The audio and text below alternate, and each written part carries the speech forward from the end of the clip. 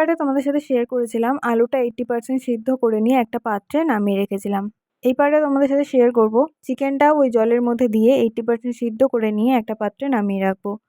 তারপর হাঁড়ি থেকে কিছুটা তেল আলাদা একটা পাত্রে তুলে তার মধ্যে বিরিয়ানি মশলা, কেওড়া জল, গোলাপ জল, মিঠা আতর দিয়ে ভালোভাবে তার সাথে মিশিয়ে নেবো। তারপর লবণটা হালকা চেক করে নেবো, লবণটা যদি কম থাকে তার মধ্যে সামান্য পরিমাণ লবণ দিয়ে সামান্য পরিমাণ কালার আর লিকুইড দুধ দিয়ে ভালোভাবে মশলাটার সাথে মিশিয়ে একটা সাইডে রেখে দেবো। তারপর হাঁড়ির মধ্যে একে একে আলুগুলো দিয়ে তার ওপর থেকে চিকেনগুলো দিয়ে আর ওই করে রাখা মশলাটা ওপর থেকে ছড়িয়ে দেবো।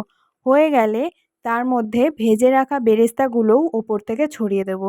ছড়ানো হয়ে গেলে তার ওপর থেকে ভাতটা দিয়ে একটা বাটির মধ্যে লিকুইড দুধ আর সামান্য পরিমাণ কালার আমি মিশিয়ে রেখেছিলাম, তোমরা এখানে কালারের বদলে কেশরও ইউজ করতে পারো।